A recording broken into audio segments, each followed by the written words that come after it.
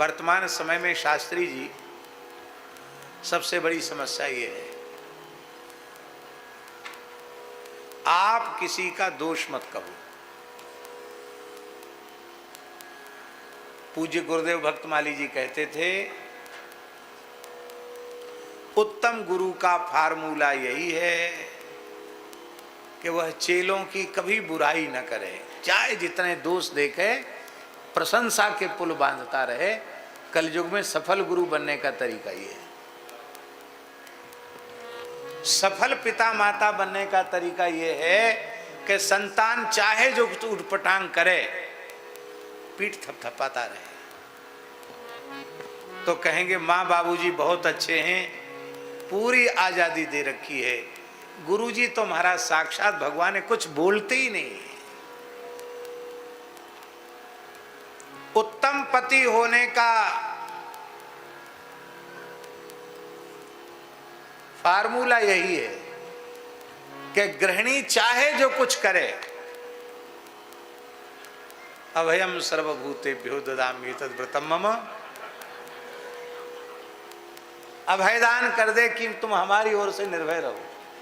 क्योंकि इस समय देश 21वीं सदी में बहुत आगे बढ़ रहा है, पुरुष बहुत पीछे हैं, माताएं बहुत आगे बढ़ रही हैं। तुम संघर्ष करो, हम तुम्हारे साथ हैं।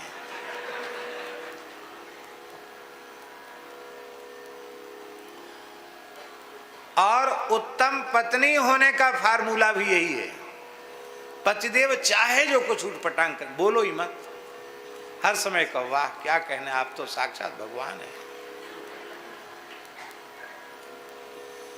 पर इस प्रकार का की जो वृत्ति है, महाराज जी कहते थे, जो अपने दोष सुन नहीं सकता और स्वीकार नहीं कर सकता, उस व्यक्ति का सुधार स्वयं भगवान नहीं कर सकते। समर्थ से समर्थ संत, समर्थ से समर्थ सद्गुरु उस व्यक्ति का सुधार नहीं कर सकते जो अपनी भूल को स्वीकार नहीं करता।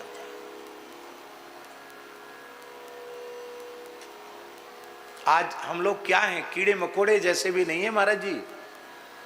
और हमारा कोई दोष कहने लग जाए तो वह हमारा शत्रु हो जाएगा।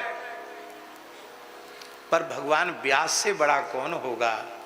भगवान व्यास कह रहे हैं, हे नारद जी आप बिल्कुल ठीक कह रहे हैं, पर आप कृपा करके मेरे साधन में त्रुटि कहाँ रह रही है, मेरी भूल हमको दिखाइए, समझाइए, जिससे मैं अपनी भूल का परिमार्जन कर सकूं।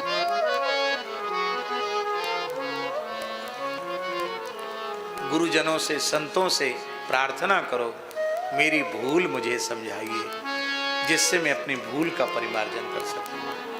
इतने दिन आपके चरणों का आश्रय लिए हो गया, आखिर कहाँ हमारी उपासना अवरुद्ध हो रही, कहाँ हम अटक रहे हैं, जहां हमें पहुंचना चाहिए था वहां तक क्यों नहीं पहुंचे।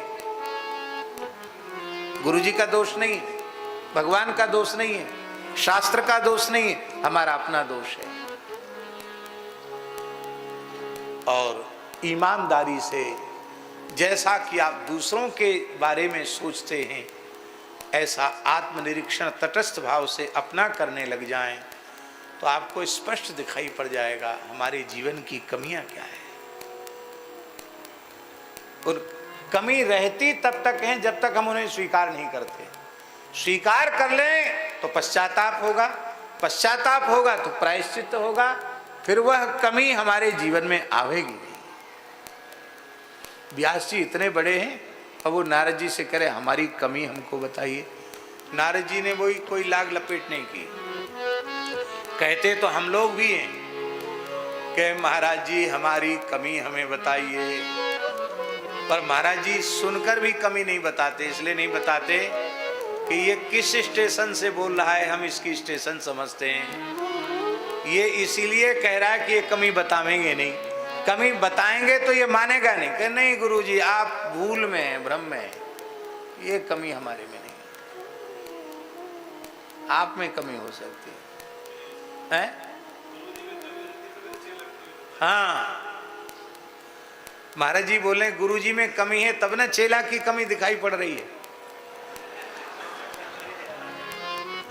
इसलिए ईमानदारी से अपने बड़ों के सामने अपनी कमी को कहने वाला व्यक्ति, उसके जीवन में कोई कमी नहीं रह जाएगी, पूर्णता आ जाएगी।